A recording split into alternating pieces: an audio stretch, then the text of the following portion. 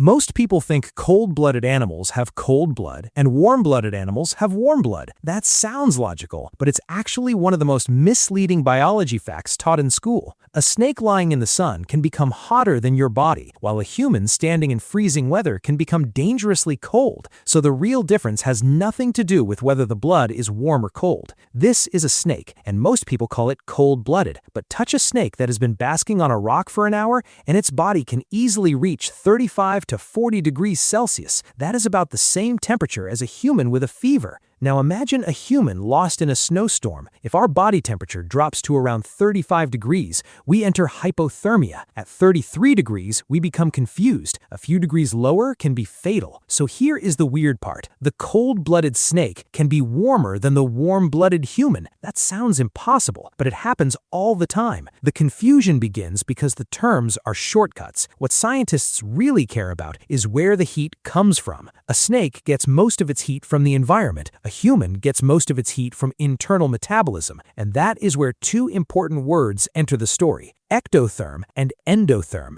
Ectotherm means heated from outside. Endotherm means heated from within. Reptiles, amphibians, and most fish are ectotherms. Birds and mammals are endotherms. But don't memorize the words yet. Watch what the animals actually do. A lizard wakes up in the morning. Its muscles are cold and sluggish. It cannot sprint properly. It cannot hunt efficiently. It cannot digest food well. So it climbs onto a sunlit rock. Why? Because the sun is acting like a free battery charger. As the lizard absorbs heat, its muscles become faster, its nerves transmit signals more efficiently, and its digestion speeds up. The environment is powering the animal. Now compare that with a bird. A bird can fly before sunrise when the air is freezing. It does not need a hot rock. It burns food inside its body and produces heat continuously. Think of a lizard as a solar-powered machine and a bird as a furnace that never fully turns off. And that furnace is expensive. This is the biggest advantage of cold-blooded animals that people rarely talk about. They are incredibly energy efficient. A crocodile can eat a large meal and survive for weeks. Some snakes can go months without eating. A mammal of similar size would need food much more frequently. Why? Because a warm-blooded animal spends a huge amount of energy just staying warm. Even when you are sleeping, your body is working. Your cells are burning fuel, your heart is pumping, your liver is active. Your body is constantly defending a temperature of about 37 degrees Celsius. You are basically carrying a heater everywhere. That is why mammals eat so much. A mouse may need to eat several times a day simply to keep its tiny body warm. If it stops eating for too long, it can lose heat faster than it can produce it. Cold-blooded animals avoid much of that cost. They let the environment do part of the work.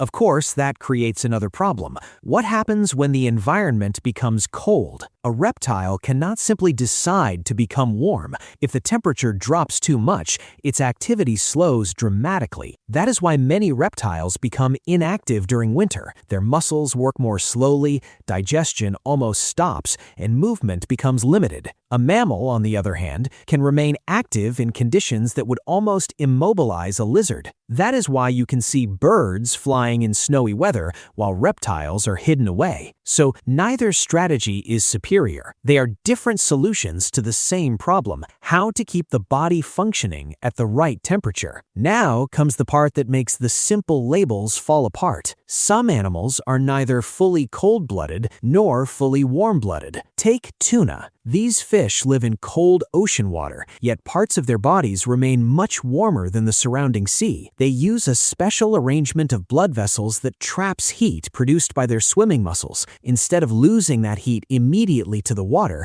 they recycle it internally. This allows tuna to swim powerfully in cold oceans, where many other fish would become sluggish. Great white sharks can do something similar. So a fish, an animal many people automatically label as cold-blooded, can maintain warm muscles internally. And then we get to hummingbirds. During the day, a hummingbird is one of the most metabolically intense animals on Earth. Its heart can beat over 1,000 times per minute, and it burns enormous amounts of energy just to hover in the air. But at night, something strange happens. To save energy, the hummingbird can enter a state called torpor. Its body temperature drops dramatically, sometimes approaching the surrounding air temperature. In other words, a bird, a classic warm-blooded animal, temporarily uses a strategy that resembles a cold-blooded one. That is the twist most textbooks skip. Nature is not divided into two neat boxes. It is a spectrum of temperature control strategies. And this is where many students get confused during exams. They try to remember lists. Reptiles equals cold-blooded. Mammals equals warm-blooded. Birds equals warm-blooded. Fish equals cold-blooded. Those lists are useful for beginners, but they hide the real biology. Here's the easiest way to remember it forever. Ask one question: where is the heat coming from right now? If the animal is relying mainly on the environment, think ectotherm.